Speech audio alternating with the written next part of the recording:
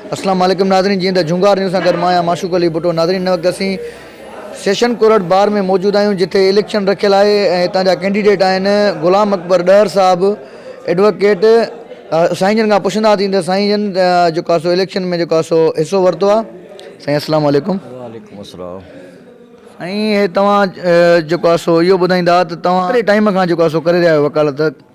बिस्मिल्लाह रहमान रहीम।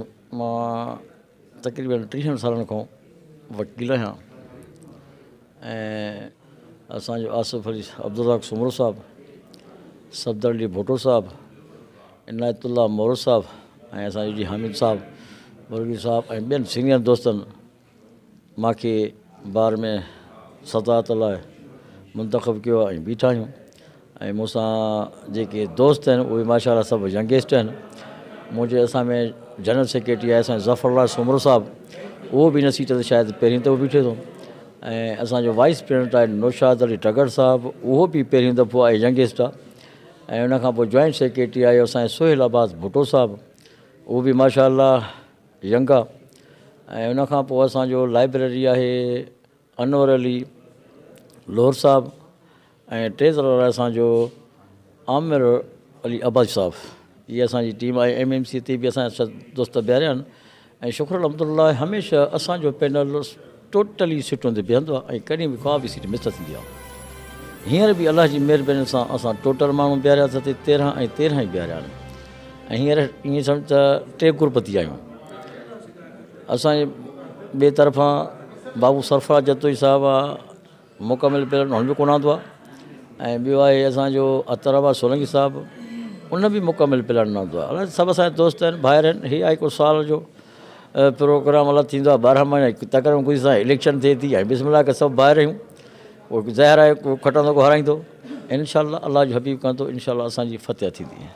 साईं, तव्हां जेको आहे सो हिन 30 सालनि जे दौर में तव्हां जेको आहे सो कहिड़ी कहिड़ी जेको आहे पोस्टनि ते या कहिड़े उहिदनि ते फ़ाइज़ रहिया आहियो तव्हां डिस्ट्रिक्ट बार में? मां वाइस प्रेसिडेंट बि रहियो आहियां, MMC त मां हाई कोर्ट बि रहियो आहियां 2-3 दफ़ा, हिते बि रहियो आहियां। हिते वाइस प्रेसिडेंट बि मां रही चुको आहियां। हींअर मौजूदा जनरल सेक्रेटरी मां ई डिस्ट्रिक्ट बार जो आहियां ऐं वॾी अक्षर सां मां खटी आयो आहियां। अलाह जो हबीब कंदो त इनशाअल्लाह हाणे बि वॾी अक्षर सां सॼो पैनल असांजो कामयाबु थींदो। इहा अलाह खां दुआ आहे। इनशाअल्लाह ॿाहिरियां दोस्तनि वकीलनि मदद कई आहे ऐं कंदा त इनशाअल्लाह अलाह जे हुकुम सां इनशाअल्लाह सॼो पैनल खटींदो। या तव्हां प्रेसिडेंट चूंडजी था वञो त तव्हां वकीलनि जे लाइ जेको आहे सो कहिड़ा कम सर अंजाम ॾियो? मां उहिदेदार हुजां या न हुजां, पर जॾहिं बि दोस्तनि जो कमु हूंदो आहे ॾींहं हुजे राति हुजे ऐं असां हुते पहुची वेंदा आहियूं। इन में ॾाड़ कान्हे, सभिनी खे ख़बर आहे। ऐं इनशाअल्लाह असांजो पैनल खटी आयो त अलाह जो हबीब कंदो त उथंदे ई मसइलो असां इहा ई हल कंदासीं जेको सोसाइटी जो आहे। ऐं सोसाइटी जो ॻाल्हि पहुती बि आहे ऐं इनशाअल्लाह जून जुलाई में असांजो मसइलो हल बि थी वेंदो। ऐं असांजा वकील, जॾहिं मां वकील थियो त 250-300 वकील हुआ। हींअर तक़रीबन असांजा 13 खां 1400 वकील थी विया आहियूं, तमामु वधी विया आहियूं।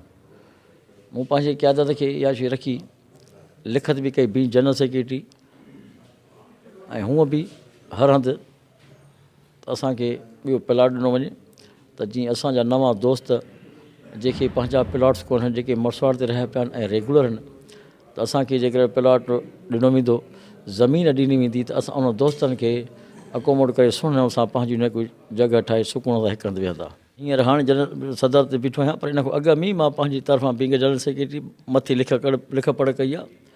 उन में सोसाइटी हुजे, चैम्बर्स हुजनि, या असांजा 10 लख अॻु में लेफ्ट थी आहे, उन जे बारे में असां मथे लिखियोसीं वज़ीर आज़म खे, सदर खे, त असांखे ॾिना वञनि त असां वकीलनि जी कॉलोनीअ खे सेट कयूं।